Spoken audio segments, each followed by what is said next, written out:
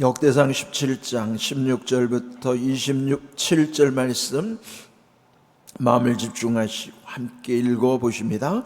다윗 왕이 여호와 앞에 들어가 앉아서 이르되 여호와 하나님이여 나는 누구이오며 내 집은 무엇이기에 나에게 이에 이르게 하셨나이까. 하나님이여 주께서 이것을 오히려 작게 여기시고 또 종의 집에 대하여 먼 장래까지 말씀하셨사오니 여호와 하나님이여 나를 존귀한 자들같이 여기셨나이다. 주께서 주의 종에게 베푸신 영예에 대하여 이 다윗이 다시 주께 무슨 말을 하오리이까. 주께서는 주의 종을 아시나이다. 여호와여 주께서 주의 종을 위하여 주의 뜻대로 이 모든 큰 일을 행하사 이 모든 큰 일을 알게 하셨나이다. 여호와여 우리의 귀로 들은 대로는 주와 같은 이가 없고 주 외에는 하나님이 없나이다. 땅의 어느 한 나라가 주의 백성 이스라엘과 같으리까. 하나님이 자기 백성을 구속하시려고 나가사 크고 두려운 일로 말미암아 이름을 얻으시고 애굽에서 구속하신 자기 백성 앞에서 모든 민족을 쫓아내셨사오며 주께서 주의 백성 이스라엘을 영원히 주의 백성으로 삼으셨사오니 여호와여 주께서 그들의 하나님이 되셨나이다. 여호와여 이제 주의 종과 그의 집에 대하여 말씀하신 것을 영원히 견고하게 하시며 말씀하신 대로 행하사 견고하게 하시고 사람에게 영원히 주의 이름을 높여 이르기를 만군의 여호와는 이스라엘의 하나님 곧 이스라엘에게 하나님이시라 하게 하시며 주의 종 다윗의 왕조가 주 앞에서 견고히 서게 하옵소서. 나의 하나님이여 주께서 종을 위하여 왕조를 세우실 것을 이미 듣게 하셨으므로 주의 종이 주 앞에서 이 기도로 간구할 마음이 생겼나이다. 여호와여 오직 주는 하나님이시라. 주께서 이 좋은 것으로 주의 종에게 허락하시고 이제 주께서 종의 왕조에게 복을 주사 주 앞에 영원히 두시기를 기뻐하시나이다. 여호와여 주께서 복을 주셨사오니 이 복을 영원히 누리리이다 하니라. 아멘. 네, 17장에서 보시면 다윗이 하나님께 구했던 것에 대한 거절, 우리가 이제 응답에 대해서 늘 초점을 맞추는데 사실은 다윗이 원하는 응답을 받은 게 아니라 그가 원했던 것에 대한 거절에 대한 말씀으로서의 응답이에요. 그러니까 응답 속에서는 내 뜻을 이루어 주시는 응답만이 아니라 거기에 대해서 거절하심도 응답이다. 이제 그걸 우리가 잘 새겨야 되겠죠. 그렇지만 하나님이 거절하시는 응답은 단순한 것이 아닙니다. 우리의 영혼이 잘 되게 하시고 또 하나님의 뜻이 있기 때문이죠. 네, 다윗이 원했던 바는 그가 그 법궤를 성막에 안치하긴 했지만 그러나 자신은 화려한 궁궐에서 살며도 불구하고 그 하나님의 임재를 상징하는 법궤는 초라한 성막에 모셔져 있는 것에 대한 안타까운 마음이었어요. 그래서 번듯하게 성전을 건축해서 거기에 하나님의 법궤를 모시고 싶었던 거죠. 그러면 그 하나님의 성전을 짓는다는 것이 얼마나 귀한 일입니까? 그리고 하나님이 그것을 거절할 이유가 없으실 것 같은데 왜 하나님은 다윗의 그 마음만 받으시고 거절하셨을까? 물론 22장에 가면 다윗이 그간 숱한 전쟁에서의 사람을 죽이느라고 피 흘린, 그래서 거룩한 하나님을 전을 짓는 것을 다윗이 아닌 그 후대 아들 솔로몬 때에 그 솔로몬에 의해서 성전을 세우게 하시고 또 다윗의 그 귀한 마음을 무시한 것이 아니라 그 마음을 기쁘게 받으심과 동시에 그러므로 다윗의 왕조를 영원히 견고하게 할 것이라고 언약을 맺으신 거예요. 그게 이제 다윗 언약이죠. 그래서 결국 영원히 견고하게 하시는 그 다윗의 왕국은 사실 예수 그리스도 메시아의 오심으로써의 성취하심이에요. 다윗 왕조 끝에 메시아이신 예수님이 오시니까, 그래서 결국 하나님의 나라를 위해서 메시아 예수님이 또 그 옛적에는 다윗의 왕조지만은 그것을 계승하여서 다윗과 맺은 언약 속에서 메시아이신 예수님이 오시게 된 것, 얼마나 영광스러운 일입니까? 그래서 거절을 당했지만 오히려 오늘 읽은 16절부터 끝절까지는 하나님께 감사를 드리며 영광 돌리는 내용이에요. 우리도 하나님께 구한 것이 내 뜻대로 응답이 안 되고 그 반대로 응답을 받았다 하더라도 낙심하지 마십시오. 그것은 하나님이 계획이 계시고 또 하나님께서 우리의 믿음은 받으신다는 사실. 그래서 응답이 내 뜻대로 안 된 것도 사실은 그것은 좋은 응답이라는 사실도 우리는 늘 생각해야 하는 것입니다. 그래서 하나님은 반드시 내가 원하는 대로만 응답하시지 않아요. 그는 하나님의 선하신 뜻을 우리에게 응답하시기 때문에, 그래서 우리는 하나님이 우리에게 주시는 자유의지, 그것도 은혜예요. 자유의지라고 하는 것은 우리에게 자유롭게 선택해서 할 수 있는 능력 주신 것이 자유의지예요. 그런데 그를 잘못 써가지고 자기 자유의지를 죄 짓는 데 쓰는 사람도 있어요. 그는 하나님의 은혜를 업신여기는 것이죠. 하나님이 우리에게 자유의지를 주신 것은 우리가 자유롭게 좋은 일을 이루어가도록 자유의지의 은혜를 주신 거예요. 그렇다 하더라도 지금 이 다윗이 자기의 주신 자유의지대로 하나님의 성전을 건축하고자 했지만은 하나님은 거절하신 것. 그는 우리의 자유의지보다 더 중요한 것은 하나님의 절대 주권. 절대 주권은 뭐냐면, 주권은 주인의 권리예요. 그건 절대라고 하는 것은 타협할 수 없다는 거죠.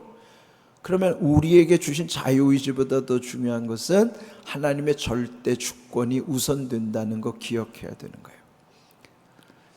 절대 주권과 자유의지가 한 방향으로 가면 최고 좋은 것이고, 하나님의 절대 주권과 우리에게 주신 자유의지가 다를 때는 하나님의 절대 주권을 따라가야 된다.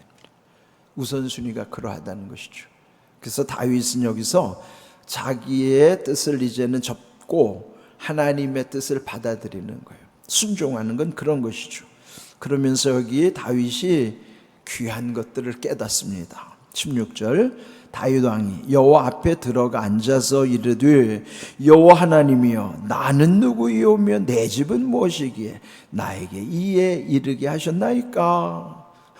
거절당했지만은 오히려 감격해서 하나님께 감사하는 거예요. 그때 하나님 앞에 선 다윗이 무엇을 발견할까요? 나는 누구인가? 내 집은 무엇인가? 이게 뭐예요? 우리가 흔히 쉽게 말하는 정체성이란 말이에요. 내 정체가 뭐냐 말이에요, 도대체. 내 정체, 나는 누구이며 뭐하는 존재로 이 땅에 왔는가, 그 내 삶의 목적을 아는 거예요. 사람이 자기 정체를 모르고 사는 게 많죠. 그러면서 남의 정체에 대해서는 굉장히 관심이 많아요. 당신 정체가 뭐야? 자기 정체나 좀 알고 살아야지. 자기는 자기 정체, 당신 정체가 뭔지도 모르면서 왜 남의 정체에 대해서 이렇게 관심이 많습니까? 다윗은 하나님 앞에서 자기 정체를 깨달은 거예요. 나는 누구요며 내 집은 무엇입니까? 그런데 보통 하나님 앞에 서지 않으면요, 자기 마음대로 생각하기 쉽잖아요. 우리가 세상 일이라는 게 보면은 다 두 가지 관점으로 판단하기 쉬워요. 만약에 이해되지 않으려는 이게 우연히 일어났다. 그 다음에 이해가 되는 건 이건 필연이지. 필연과 우연이란 두 가지로만 판단하려고 그래요. 근데 여러분도 그렇잖아요. 이게 이해가 안 돼요. 근데 무슨 일이 발생하면 이게 우연히 일어났구나. 그러니까 또 하나 이해는 돼요. 그럼 이게 필연적으로 이렇게 일어날 수밖에 없는 일이지. 자, 우연과 필연 속에는 어떤 문제가 있을까요? 우연히 발생한 거에 대해서 감사할 일이 있어요, 없어요? 없어요. 필연적으로, 이거 당연히 일어나는 일에 뭘 감사할 일이 있어요? 우연과 필연이라는 건 이해하기는 쉬운데 그 속에는 감사가 없어요. 그리스도인들은 우연과 필연으로 살아가는 존재가 아니라 모든 것이 하나님의 은혜임을 믿고 살아가는 거예요. 물론 내가 모르는 우연한 일이 있을 수도 있고 당연히 이루어질 수 있는 필연이 있지만은 우리는 우연과 필연으로만 살아가는 것이 아니라 감사함으로 살아가는 거예요. 세상 사람들은 우연과 필연으로만 그래서 감사하지 않죠. 그런데 우리는 범사에 감사한단 말이에요. 모든 일에 감사할 일이에요. 그것이 당연히 이루어졌더라도 이거는 하나님이 이루게 하셨으니까 된 것이라 감사하고, 우연인 것 같아서 이거는 내가 아무런 노력도 안 했는데 우연이 아니라 하나님이 되게 하셨으니까 그래서 감사하는 거예요. 세상의 기준으로 보면 우연과 필연만 있는 것 같지만은 범사에 감사라는 의미는 그런 뜻이에요. 하나님의 은혜 아니면 우리에게 이런 모든 일을 이룰 수가 없기 때문이죠. 다윗은 그걸 깨달은 거예요. 하나님 앞에서 나는 누구며 우리 집은 무엇이기에 뭐예요? 나에게 이런 은혜 주셨습니까? 그러면서 감사하면서 17절 하나님이여 주께서 이것을 오히려 작게 여기시고 또 종의 집에 대하여 먼 장래까지 말씀하셨사오니 여호와 하나님이여 나를 존귀한 자들같이 여기셨나이다. 오늘 제목을 먼 장래까지라고 했어요. 다윗은 지금 당장 하나님의 성전을 짓고자 했지만은 하나님은 아니야. 그는 장래에 너의 아들을 통해서 이룰 것이고 또 영원히 너의 왕국이 견고하게 될 것이다 라고 하면서 메시아가 오실 것에 대한 약속까지 주신 거예요. 그러니까 가까운 장래는 곧 아들 때 성전이 이루어지겠지만 먼 장래는 메시아의 약속까지 하신 거란 말이에요. 우리는 한 치 앞도 내다볼 수도 없는데 다윗이 깨달은 건 하나님은 내 인생의 먼 장래까지도 다 말씀하신다. 오늘도 이 성경 말씀을 통해서 우리에게 먼 장래, 거기 어디예요? 우리의 먼 장래는 천국이에요. 천국 소망. 그 천국 소망에서 영생 복락을 누릴 것이니까 날마다 우리는 천국 소망을 바라보면서 우리가 현재에서도 영생 복락을 우리가 늘 마음에 새기고 누리게 하시는 거예요. 근데 여기서 오늘 주시는 말씀 끝에 보면은 여호와 하나님이 나를 존귀한 자들 같이 여겨 주셨나이다. 다윗이 존귀한 자가 아니었잖아요. 그가 그 앞에서도 우리가 묵상할 때 언급된 것처럼 목동이었던 비천한 존재를 백성 이스라엘의 주권자 왕으로 세우셨다 하는 거예요. 그는 뭐예요? 자기 원래는 비천한 존재임에도 불구하고 하나님이 이렇게 존귀한 자들로 여기셨나이다. 여겨주신 거예요. 자, 여겨주시는 게 우리도 마찬가지예요. 우리는 근본이 죄인이죠. 죄인이라 죽을 수밖에 없고 지옥에 갈 수밖에 없음에도 불구하고, 그러나 우리를 예수님을 믿어 의롭다고 여겨주신 거예요. 그게 칭의예요. 의롭다고 여겨주심을 칭의라 하는 거죠. 칭해 주시는 거. 은혜를 뭐라고 표현할 수 있어요? 본질은 아닌데 하나님이 인정해 주심으로써의 칭의의 은혜, 여겨주심의 은혜예요. 나는 본래 비천한 존재란 말이에요. 네? 고린도전서 1장에서 바울이 언급한 것처럼 미련하고 약하고 천하고 미약 천멸, 멸시당하고 업신여김을 당하는 존재, 미약 천멸 업의 존재임에도 불구하고 하나님 자녀로서 이렇게 존귀한 자로 여겨주셨다. 그는 뭐예요? 그게 바로 은혜라는 뜻이에요. 은혜는 본디 그러하진 않은데 하나님이 은혜로 그렇게 덮어서 여겨주신 거예요. 그러니까 교만하면 안 되죠. 여겨주신 거란 말이에요. 은혜는 뭐예요? 여겨주심이에요. 아닌데도 의롭다고, 나는 불의한 자인데 예수님을 믿어 우리의 죄를 씻어서 의롭다고 여겨주신 칭의의 은혜, 여겨주심의 은혜란 말이죠. 그러니까 하나님이 나를 여겨주셨으면 이제 나는 그 여김을 어떻게 해야 돼요? 그 베푸신 은혜를 누려야 되는 거예요. 18절, 주께서 주의 종에게 베푸신 영에 여겨주셨을 뿐만 아니라 여겨주심에 합당하게 베풀어 주셨단 말이에요. 베푸심도 또 다른 은혜를 표현하는 내용이에요. 은혜는 뭐예요? 여겨주심의 은혜, 또 베풀어 주시는 은혜. 그러니까 말씀의 묵상 속에서 하나님의 은혜가 구체적으로 우리에게 어떻게 계시되어 있는가를 깨달아야 되는 거예요. 다윗이 하나님 앞에서 자기가 어떤 존재인가, 하나님의 하나님 되심 가운데 나의 나됨을 깨달은 것처럼 우리도 하나님 앞에서만이, 하나님의 하나님 되심 가운데만이 나의 나됨을 깨닫는 거예요.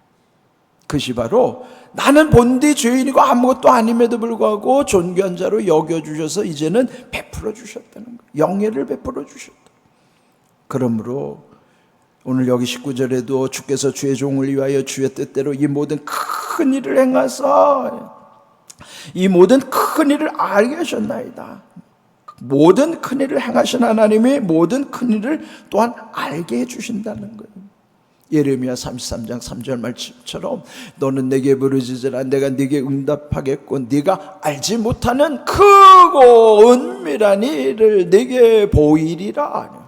알려주시겠다는 거죠. 크고 은밀한 일, 우리가 알 수 없어요 그걸.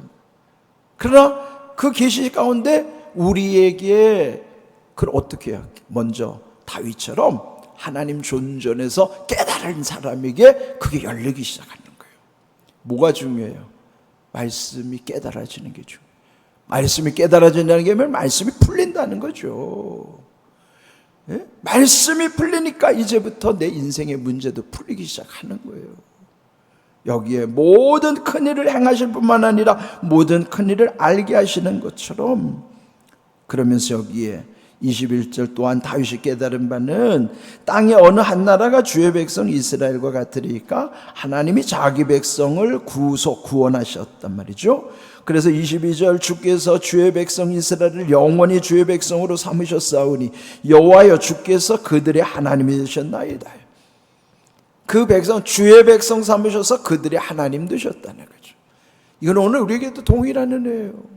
우리는 주의 자녀 삼아주셔서 우리는 하나님을 아버지라 부를 수 있는 거예요. 로마서 8장 15절. 아버지라고 부르게 하시는 은혜.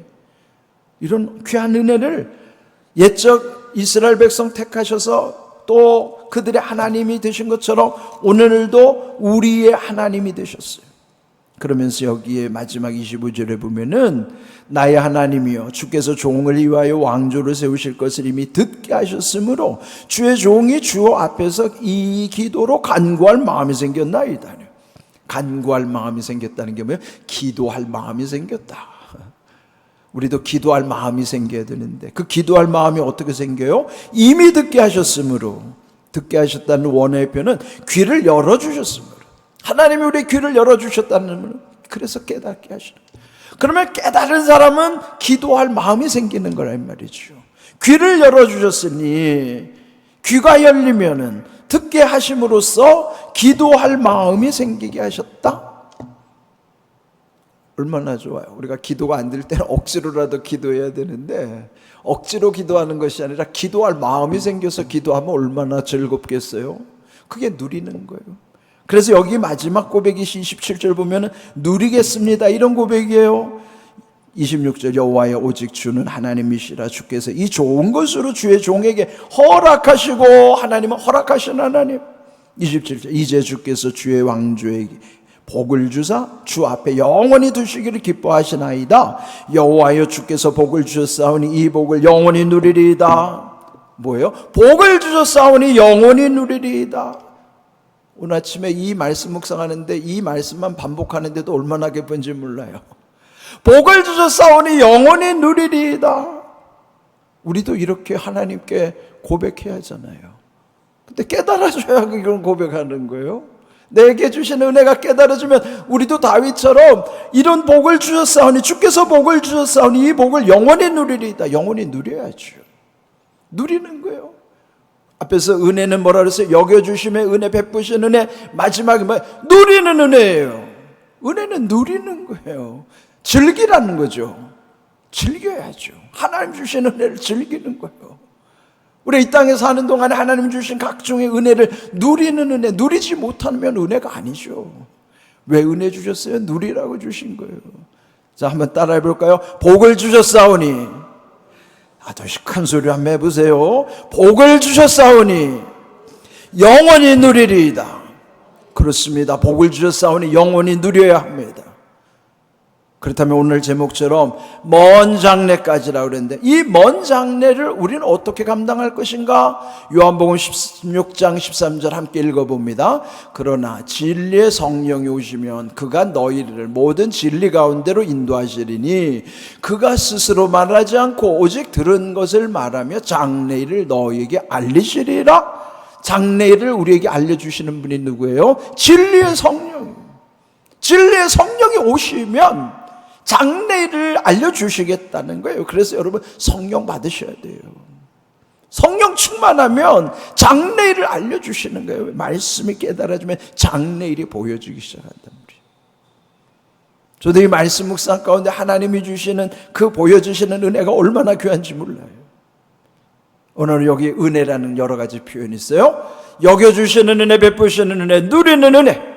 그런데 그걸 먼 장래까지 성령이 우리 가운데 오시면 진리의 성령께서 장래를 우리에게 알려주시겠다고 약속하셨으니 우리도 그렇게 살아가야 되는 거예요. 이번에 응답부흥성회를 여러분 허투루 생각하면 안 돼요. 여러분 귀하게 여기시고 이번에 진리의 성령이 여러분 가운데 충만한 은혜로서 여러분의 인생의 삶이 이렇게 귀하게 말씀대로 이루시는 은혜를 베풀어 주시는 은혜를 다윗이 고백했듯이 영원히 누릴 수 있기를 주님의 이름으로 축복합니다. 아멘.